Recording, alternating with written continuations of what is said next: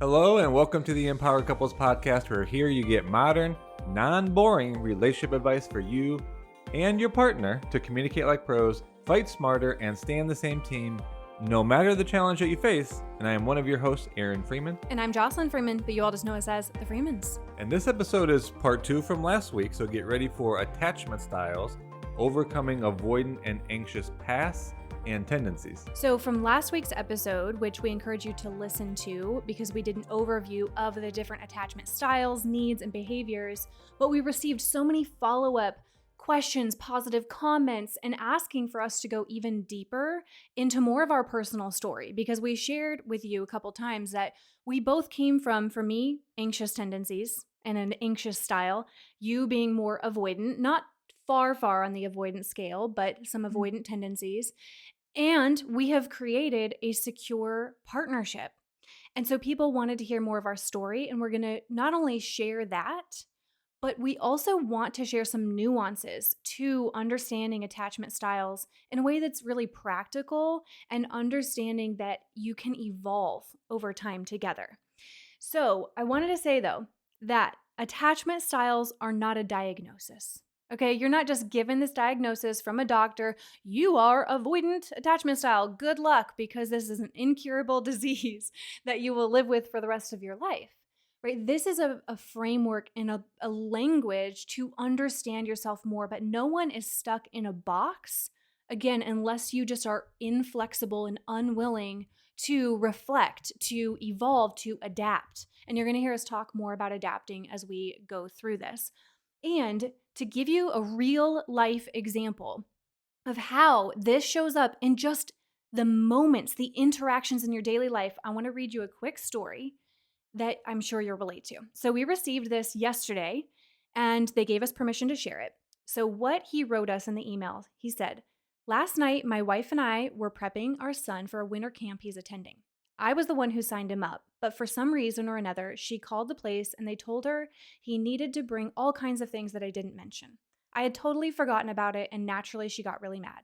However, in the middle of the almost argument, she changed gears and brought up how her mom always sent her to school and other things without being prepared, and how embarrassed she always was about that, and she made a promise to never put our kids in the same situation.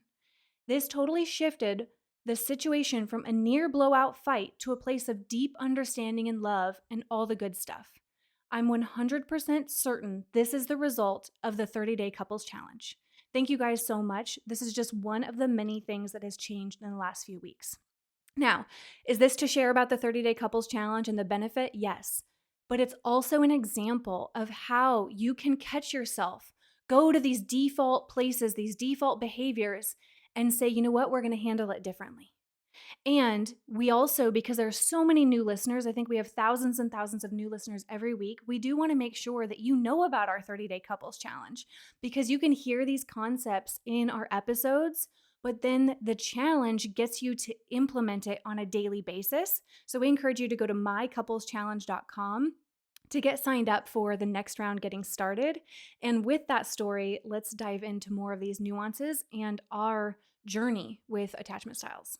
And you can really kick us off, but I do want to point out, if you didn't listen to the episode last week, go back, because knowing the difference, that there is a difference, I'll say, was even big for me. Mm-hmm. So those of you listening, there's attachment style, there's your attachment behavior, and then your attachment need. Mm-hmm. And it's key to get to the need. And what is so great about that story is, by revealing the need in the moment, it disrupts the attachment behavior that would be linked to what you feel is your default style. Mm-hmm. So just another example of, you're not stuck with this. There are plenty of actions you can take, both mentally as well as behaviorally, that can have you adapt. That's a key thing we've talked about before too. But with attachment styles, being able to adapt in the moment is what's going to not only change you on the range of your attachment style, but move you from insecure to secure. And I'm really glad that you are emphasizing adapting, because that is where more and more research is going when looking at attachment styles, right? So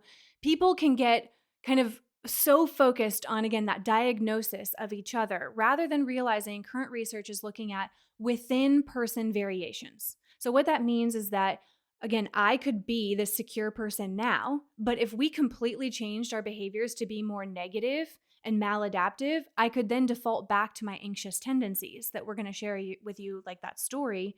So you have to realize that you two are doing this dance with each other. You are adapting in every moment to your environment, to each other's behavior. And so this is why, as a couple, you want to And realize, circumstances, I'll add. yes, Mhm. and life Like a VSA circumstances. model, right? It's like you have your inherent vulnerabilities, which is like your attachment style and behaviors, but you also have the S. It's the external stressors. Mm-hmm. And those play a role, but the biggest thing is how do you adapt? How do you negotiate within those two things Mm-hmm. that leads to your satisfaction, and your satisfaction being increased by being securely attached? Exactly. So all of those play a part, but you don't get to this destination of, oh, okay, we worked on our relationship for 3 months, for 6 months, and I feel like we're pretty secure now. I can just sit back, relax, and Mm. coast the rest of my life. Hmm. It's not a destination. It's not an arrival. It's something that you are maintaining. And even within creating a secure partnership together, you can realize that you get off track a little bit. And that's one of the things you'll realize from our content is you aren't just going to be this straight line of great in your relationship even after you work through the challenges. You're going to get off track. You're going to take detours, but it's how quickly you notice and course correct. So again, realize that it is within person variations and you too can change. A couple more points we want to make, and then I promise we're getting to our personal story, but we feel like these are helpful. I want to reframe anxiety for you because, again, people can get really focused on the anxious attachment style, and it isn't on just one person to evolve and adapt, but even studies on anxiety and performance. So even just looking at like life performance, going after your goals, your career, etc., they actually find that both too low and too high of anxiety negatively affect performance. Now, what does that mean in a practical sense? That if you feel like the goal is to get to zero anxiety in your relationship, that actually can lead to complacency and not caring. So it's not that you don't want to get to this place where you just are like careless and you aren't affected by the other person, because a little healthy dose of anxiety shows that you care. Now, anxiety doesn't mean that it's affecting your daily life, that you aren't able to perform, that you're not able to be at peace. But I want to reframe that the opposite of that being, let me be totally avoidant. I don't care what you do. I'm fine, even if we're in a hard place. That's not a realistic goal because that means you are more complacent. So I wanted to reframe that about anxiety and that a healthy dose of caring and being affected by the other person, it means you're in a relationship, right? And that you care. Hmm. I would also add this is like a good episode to build on some of our last topics. We talked about the three components of love being closeness, commitment, and passion. And just with what you said, with high avoidance, the more you pull away, then you're not going to be developing closeness. Mm-hmm. So within those three components, right, we get different models or experiences of relationship. And so without closeness, you're probably, from a marriage standpoint, moving into more of the empty love or even shallow love. Mm-hmm. Exactly. Well said. So, one other thing that's important with avoidance and anxiety is that they both are relative to kind of your standards, right? And I like to think about how we have this bare minimum that we need within a partnership. And ideally, that's not the goal to just live at the bare minimum. Hopefully, you are getting like those basic needs met so that you can focus on more of the higher experiences together, the joy, fulfillment, happiness, great passion, and intimacy. But I feel like it's not right to call someone anxious when they aren't getting the bare minimum met. Mm. And Mm. the same goes with avoidant, right? Like we don't want to blame like it's on either anxious or avoidant, like even avoidant adaptations, right? Like a person could create secure behaviors, but then default to avoidance if they're being treated in disrespectful ways, if they're being cussed out during conflicts, if they're being criticized and attacked. I would want to protect myself too. So those terms are relative to the state, the environment between you. Do we have a state of getting our basic needs met? Are we being treated by each other in respectful ways? And so I just want, again, it's all relative to that healthy environment between the two of you. Only thing I'll say to that is that specific conversation, those of you listening, that's not for you to have validation to stay where you are Mm-hmm. in your anxious and avoidance because, oh, that's right, my partner is creating a dissatisfactory environment for me. Mm. It's not the right way to think about this. Attachment styles, needs and behaviors, you're wanting to do this work yourself, coming together specifically on how do we move towards more secure. You may ask the question or pose it to your partner, hey, is there anything that I am doing that isn't meeting your minimum standard of care? Mm-hmm. So that's a we conversation. It's not for you to say, oh, I am this way because my partner is not doing XYZ. Yeah. Yep. So I feel like we just said a lot at them, right? Like we want you to digest that. We know that there were a lot of nuances and context. And so I want to transition to our story and then we can come back to some more points about attachment styles. But we've used this term adapting within the context we created. And as we go into our story, that's what you're going to notice is that we were both willing to evolve. We were both willing to change. And we gave each other the space and the room to do it. We weren't rushing each other, but we were also very communicative about what we need and where we were. So, should we dive into our story, Aaron? Yeah, and one more piece of background. I think one of the things that gets missed with avoidant and anxious is the categorization of behavior within both of those that is either reactive or repressive. Mm. Now, I realize this episode that we're doing right now is probably giving the most terms and linking to the most past episodes. Their brains are like, oh my gosh, there's so many terms in this. But I think this is important because it is the tendency, I believe, to say that I am avoidant, or more so, my partner is avoidant, and that always looks like repressive behavior, immediate shutdown, immediate withdrawal. And it's not correct. The avoidance is that I need to get space, let's call it, Mm-hmm. but you can get that space from the repressive, which is the shutdown and avoid, say nothing, turn your back.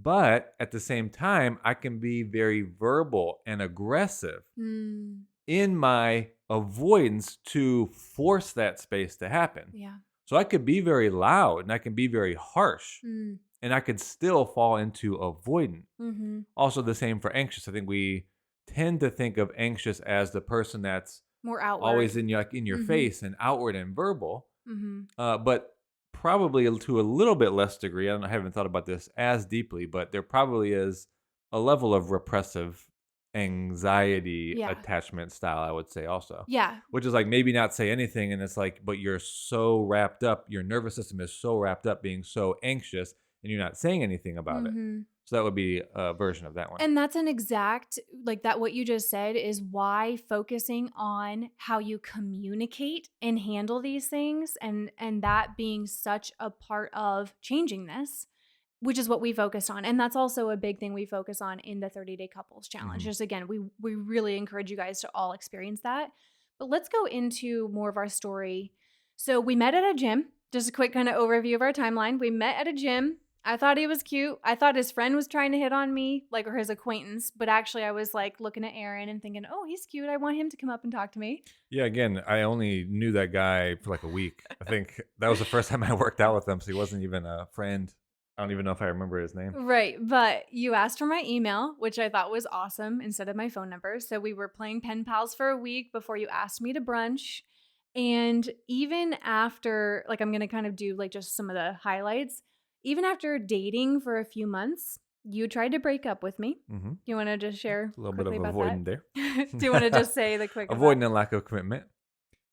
Well, it would have me go further into my story, but to say I was afraid of commitment would be almost too general. Mm-hmm.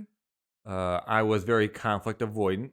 And yeah, I'll do a little piece of my story here. Yeah. I would say how I grew up was with this idea that I shouldn't stand out. If I stood out, it would increase my odds of being criticized or argued with. Hmm. Now, funny enough, the friend group I had like in high school, And I was very quiet coming up like junior high, but then I got into this great friend group, and it was a popular crowd. Even I went to a small high school, so it wasn't like I'm big man on campus or anything. And yet, what would happen, like on the sports teams and with this group, we would make fun of each other. Like anytime anyone stood out, and then you got like an answer wrong in class, or you got the ball stolen from you during basketball practice, it's like we would all just converge on that person. So I started to learn that not standing out and not making mistakes was better because I wouldn't get criticized. So it started to build almost this avoidance in a Mm, sense. And I was very conflict averse, which really came from what I saw my parents do. mhm, And they never fought. They never had one single quote unquote verbal conflict. Whenever there was emotion, I just saw them separate. And then, as I said before, an hour later, we'd be in the backyard like nothing ever happened. And I never saw any sort of conflict resolution or repair. mhm, So I'm like, okay, this is just building that within myself. And then, as far as a personality, also high on agreeableness, meaning I really wanted people to like me. mm, So this got more exaggerated as it pertained to girls, like in not elementary, but probably junior high and high school, mhm, where not only did I want to be liked, but I wanted to be liked by a female. mhm, And so that put like a lot of pressure on myself. Here, I also don't want to stand out, very agreeable. So I got to this place where I could become friends. So maybe you could call it closeness, but even through college and beyond, I didn't wasn't able to create passion and or commitment. mm, So that's just kind of my like overall backstory. Broken up with, cheated on, only had maybe 5 or 6 girlfriends from all of high school through college, through working for a number of years till mm. I was 26 And you probably. met me. Yeah. And so you can just get a sense like all that together. Here we are. You're really interested in me. I've got all this past. Mm, And then I get on the phone with you and say, we should just be friends. And I said, after we had a little bit of a back and forth, right? So we are skipping ahead a little bit, but there was a little back and forth trying to understand, why he was saying that wasn't because he didn't feel we were aligned or that he didn't feel fulfilled with me. It was his fear. And that's what he revealed to me. And so I said, that doesn't work for me. Meaning, what I was trying to say was, like, what doesn't work for me is you succumbing to your fear. And we just talked through it. And I said, I've got you. And this was much more elaborate in the conversation, but I've got you. Let's do this. Let's overcome this. Let's grow together. And you said, okay, I'm in. And after that, we really committed together to grow and evolve. And we dove into self development. We both went to seminars and to workshops and experienced coaching with people. And so just as a little bit of my backstory, and then we'll come back to that time of commitment forming. So growing up, I had the early days of my life really mostly peaceful with my parents. And then it transitioned very quickly from being peaceful to very tumultuous, a very intense divorce, not a peaceful divorce at all. And of course, I'm going to try and refrain from giving all the details just to protect the privacy of my family. But it was not a healthy divorce. We'll just say that. And I really grew up feeling insecure. My self esteem was really low. I'd have to really elaborate on a different story as to why that was, but it was to the point where I hated my body. Like, I know that sounds extreme, but literally, I would cry getting ready for school because I wanted to look different.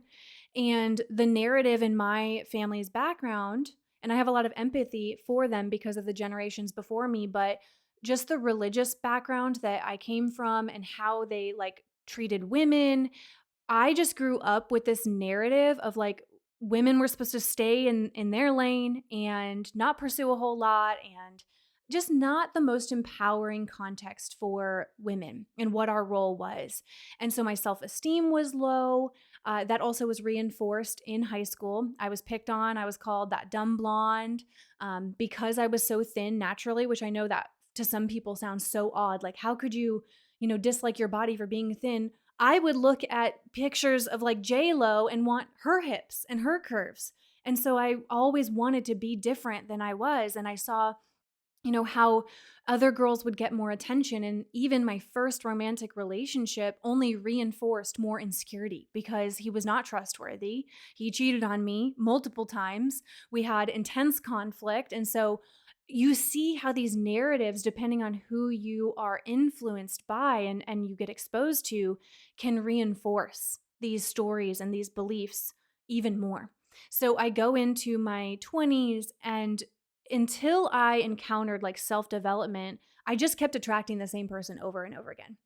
And I kept putting my confidence, my self esteem in other people's hands. And I needed a relationship, right? I needed the other person. And I was constantly jealous and worried of who they were talking to, looking at.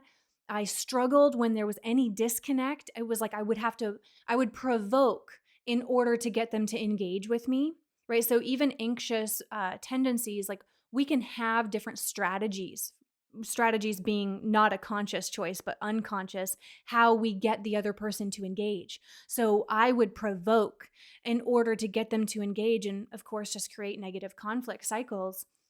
And so that's fast tracking. I know a lot of different parts of this story, but when I met Aaron, to fast forward to that, I had just started my self development journey, probably a year before. And so I was already like, whoa, I want to change the type of person I attract. I want to change how I handle things. And I want to create a different kind of partnership than I've ever seen, that any of my family members have.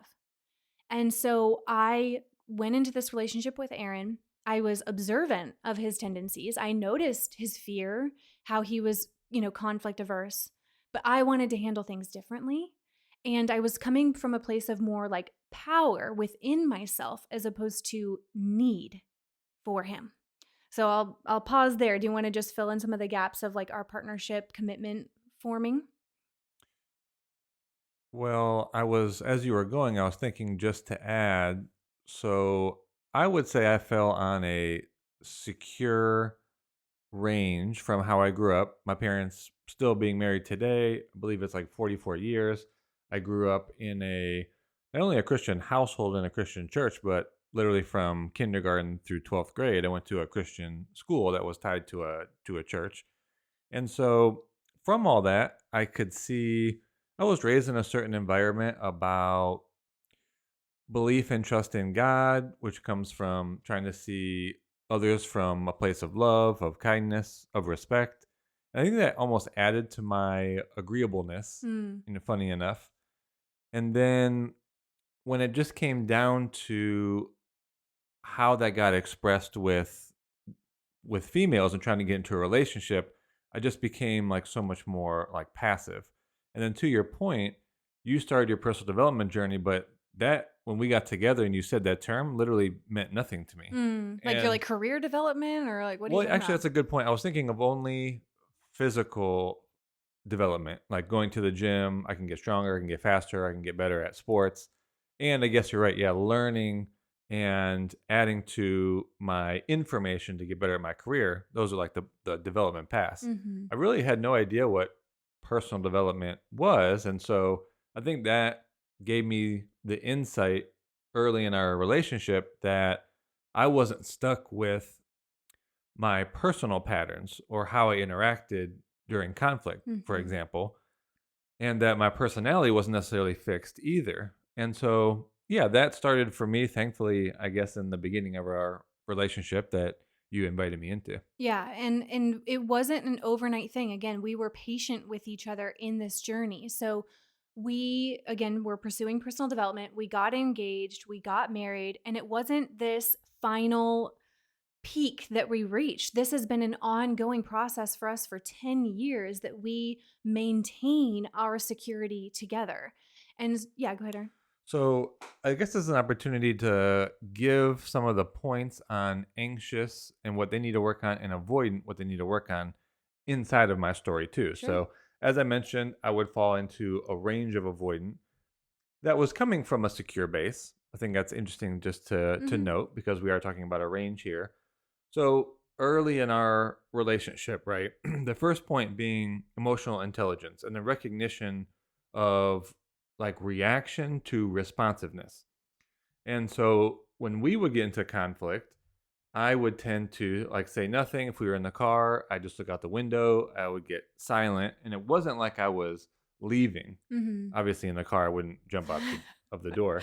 But when we were like stationary or in a house, I wouldn't just leave. I would be standing there in the same physical proximity and would just kind of stop saying anything. Might just look at you. So that was how the emotional intelligence was for me. I needed to start to bring awareness Mm-hmm. of how do I react, meaning what is my attachment behavior, versus even knowing what other actions there were to take. So I Yeah. could be more responsive rather than avoidant, Mm-hmm. repressive, reactive All of in my those. behavior. One thing I'll say about that on emotional intelligence, because that is a big thing for many of us to gain right now, because even if you grew up in an environment that was generally peaceful and positive, like yours was, there's also, though, was there a language around emotions? Were your emotions labeled? Did you talk about them? Did you know how to express them or even react to or respond really to another person in your family? So gaining that language now is something that many of us are doing, including for you. Whereas emotion was something that was expressed in my family, but it wasn't regulated. So for me, that was one thing as an anxious partner I had and still do work on that emotional regulation. Not just, oh, I'm feeling something, so I get to say it, I get Mm, to let it out, I get to take it out. It was, how do I sit with myself? How do I breathe through it, write about it, talk about it with a mentor or myself, and use self talk to get to the clarity to then express myself in a constructive way. And we're giving the short synopsis of these because if you go back and listen to our episodes, we talk about these things so much more in depth. So we're doing kind of some of these overview points for us. So emotional intelligence being on both parts for anxious and avoidant an area to focus. Now a second area is going to be just get out of your comfort zone of your pattern or your habit. Mm-hmm. And so you have to start to break up or interrupt that pattern. And so for avoidant, I would say it's more about creating engagement. And so some examples would be to start to go to your partner to repair. So this was a whole other thing that we won't have time to talk about. But in your neurological systems, there is the reflexive and then there's the reflective. So Mm. reflex being like your quick response. And then there's a few seconds later, if you will, you have the opportunity to start to reflect, make more of a cognitive choice. So you have your initial reaction. And I don't think you overcome that as quickly. But what Mm-hmm. you can do, and we could be talking about minutes, Mm-hmm. maybe 10, 20 minutes, and starting to get this down to maybe a couple of minutes Mm-hmm. where you get into the reflective systems faster. Mm-hmm. Okay, so I think there's an acceptance of, okay, I have avoidant tendency Hmm. to shut down, and that's probably going to happen still as an initial reflex. Mm-hmm. But I can start to shorten my pattern to where, okay, that didn't go great, but I can maybe initiate repair more often with you, Yep. and that's going to be different than retreating and then staying disengaged. That's such a good point. So, for avoidance, that's one thing to work on, and that's been your journey. What I wrote for the anxious is creating a comfort zone. So, for us, it's how do I, again, feel more at peace and create harmony within myself? So, having those coping mechanisms so that then I can slow down my reactiveness and, again, choose a more effective way to bring up the conversation, to engage in the conversation. So, going to the next one, and again, we go so much deeper into each one of these in all of our episodes, but you guys wanted an overview to our journey and our story. For anxious, working on self esteem. This is huge because, again, we can't have our self worth, our power, our feeling good be in someone else's hands.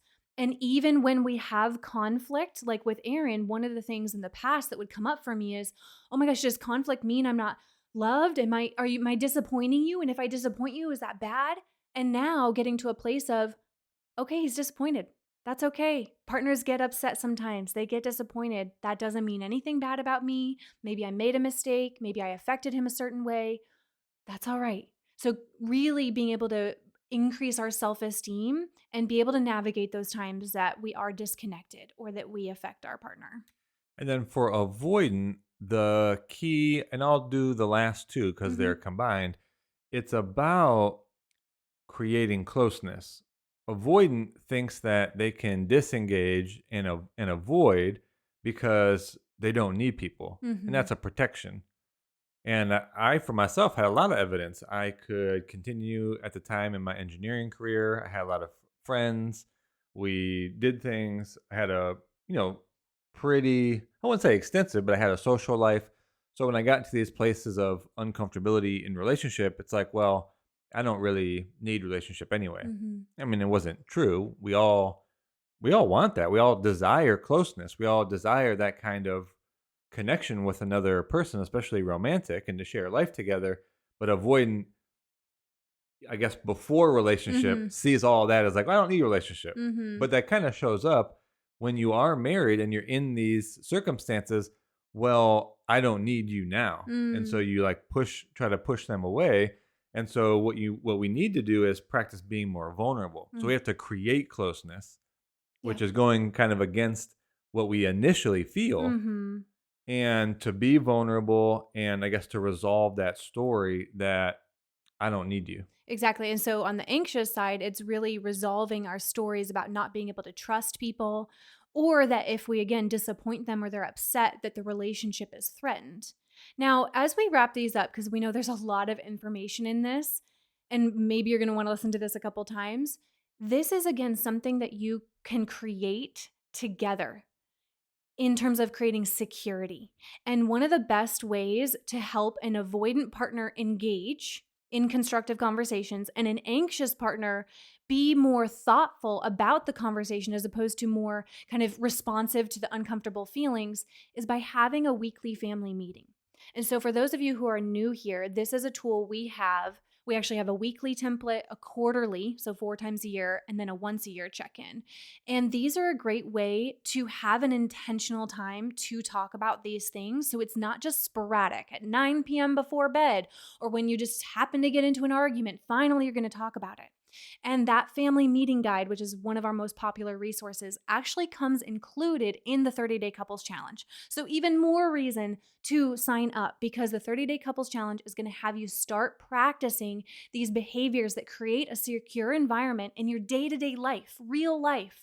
And you get the family meeting guide included. So we really do encourage you all to try that. Just read the testimonials. We've had over 23,000 people participate. You can read testimonials. We share them on our Instagram too. So go to mycoupleschallenge.com. And for those of you who are new here, we're so glad you're here and you found our podcast. Make sure you hit subscribe so that you can hear future and past episodes where we share value every single time. And if you love it, please give us a 5-star rating if you feel that's what we deserve. But we're so glad you're here and we can't wait to talk to you on the next episode.